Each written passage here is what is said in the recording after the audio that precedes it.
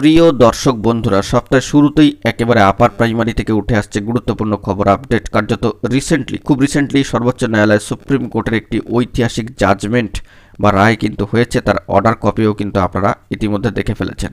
আশঙ্কার জায়গা এখানে তৈরি হচ্ছে, অনেক চাকরিপ্রার্থীরা বারংবার জানতে চাইছেন যে এর প্রভাব কোনোভাবেই কি পড়তে পারে আপারের ক্ষেত্রে সর্বোচ্চ ন্যায়ালয় সুপ্রিম কোর্টের জাজমেন্ট যে উঠে এসেছে।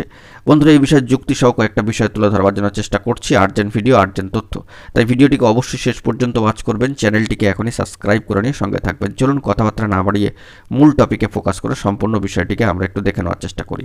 কার্যত সর্বোচ্চ ন্যায়ালয় সুপ্রিম কোর্টে ঐতিহাসিক একটি বিরাট জাজমেন্ট এসেছে, এটা ঠিক, কিন্তু কি সম্পর্কিত বিষয় এসেছে সেটা কিন্তু অবশ্যই আমাদের জেনে নেওয়া প্রয়োজন।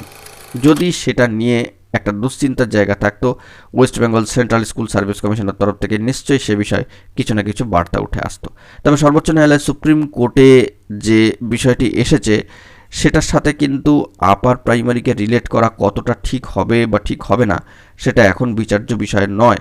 সবথেকে বড় বিচার্য বিষয় এটাই যে সর্বোচ্চ ন্যায়ালয় সুপ্রিম কোর্ট থেকেও কিন্তু একটা সবুজ সংকেত বা ছাড়পত্র বা নির্দেশ কিন্তু মিলে গিয়েছে আপার নিয়োগের ক্ষেত্রে। কিন্তু একটা বড় বিষয় হচ্ছে, এই যে জাজমেন্টটি, ঐতিহাসিক জাজমেন্টটি সর্বোচ্চ ন্যায়ালয় সুপ্রিম কোর্টে হয়েছে, তো সেখান থেকে যে সিট আপডেট সংক্রান্ত বা গেজেট রুল চেঞ্জের কোনো জায়গা কি বেরিয়ে এসেছে?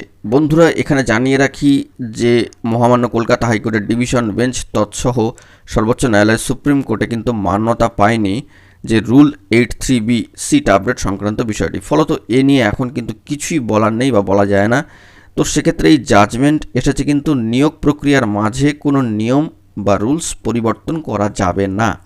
তো এই বিষয়টা বলবার যে সর্বোচ্চ ন্যায়ালয় সুপ্রিম কোর্টে এই বার্তাই দেওয়া হয়েছে যে জাজমেন্ট এই সংক্রান্ত বিষয় যে নিয়োগ প্রসিডিওর এর মাঝখানে কিন্তু কোনো ধরনের সরকারি চাকরির ক্ষেত্রে নিয়ম বা বিধিতে পরিবর্তন করা যাবে না। আদপেও তো সেটা স্কুল সার্ভিস কমিশন করেনি আপারের ক্ষেত্রে।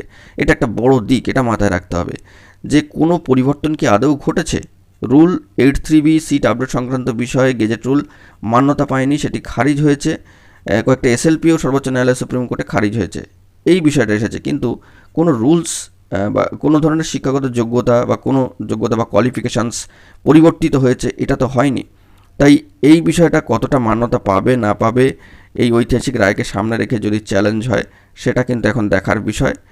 শুধুমাত্র দাবি উঠেছিল ডিভিশন বেঞ্চে যে রুল ভায়োলেট করা হয়েছে, এবং সেটা কিন্তু ডিভিশন বেঞ্চে 11 নম্বর কোর্টে মহামান্য কলকাতা হাইকোর্টে মান্যতা পায়নি।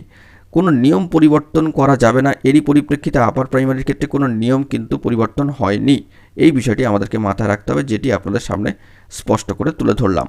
তাহলে বন্ধুরা, এরই নিরিখে বা পরিপ্রেক্ষিতে এবার আপনারাই বিচার করুন যে এর প্রভাব কতটা আসতে পারে বা না পারে আগামীতে। তবে গতকালকে একটি ভিডিও দিয়েছিলাম এবং all Bengal upper primary teachers অ্যাসোসিয়েশনের তরফ থেকে এই বার্তাও দেওয়া হয়েছিল যে মার্চের গোড়াতেই কিন্তু 13,900+ প্রার্থীরা স্কুল জয়েন করতে চলেছেন। এটা একটা বড় দিক। তো দেখা যাক এই বিষয়ে পরবর্তী ক্ষেত্রে কী খবর আপডেট উঠে আসে। এখন এই পর্যন্তই। গুরুত্বপূর্ণ আপডেটগুলি পাওয়ার জন্য চ্যানেলটিকে সাবস্ক্রাইব করে সঙ্গে থাকুন। ভিডিওটিকে লাইক, কমেন্ট ও শেয়ার করে সকলকে দেখার সুযোগ করে দিন। ধন্যবাদ।